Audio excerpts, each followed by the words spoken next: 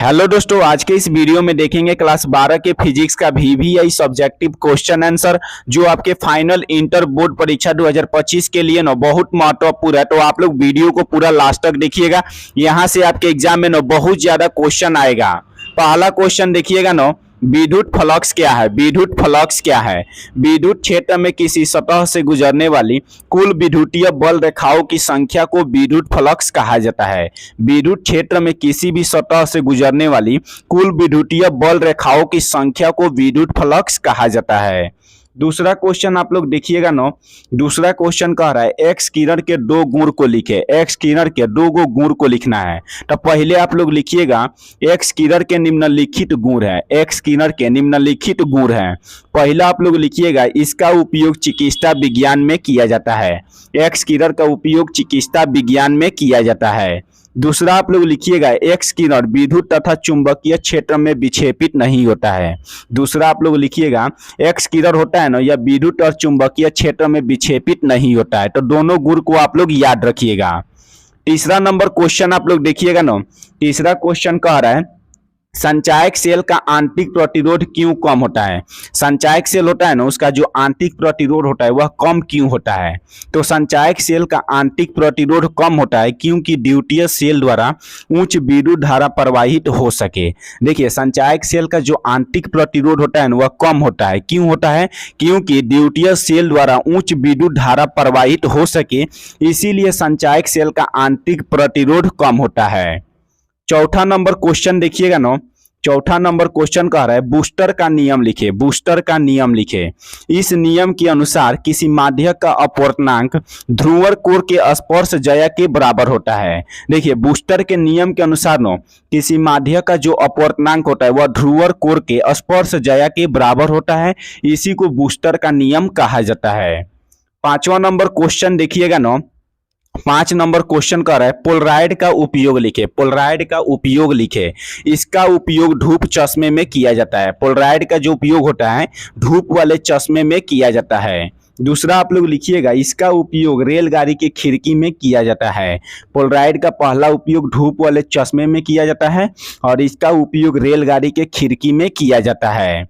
देखिए आप लोग जितना क्वेश्चन करा रहे हैं ना सब एग्जाम के लिए वीवीआई क्वेश्चन है, तो आप लोग अभी चैनल को सब्सक्राइब कर लीजिएगा।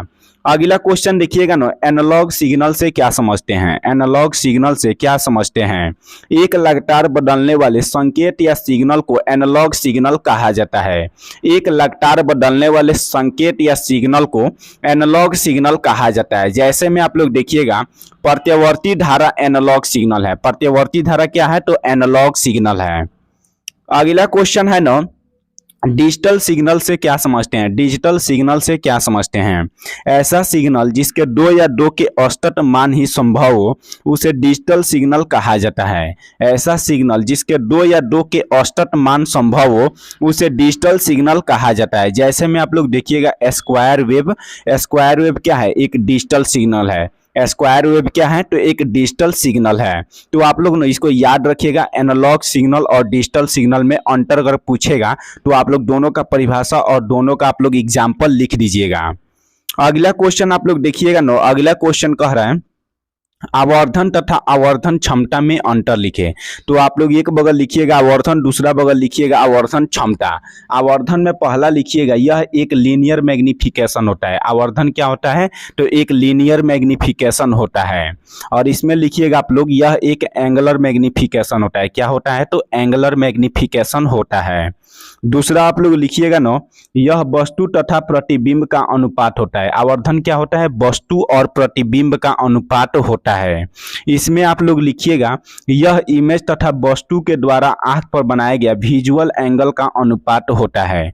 आवर्धन क्षमता क्या होता है? यह इमेज तथा वस्तु के द्वारा आंख पर बनाया गया विजुअल एंगल का अनुपात होता है। इसमें आप लोग लिखिएगा इसका मान प्लस अनंत से माइनस अनंत के बीच होता है। आवर्धन का जो मान होता है ना वह प्लस अनंत से माइनस अनंत के बीच होता है।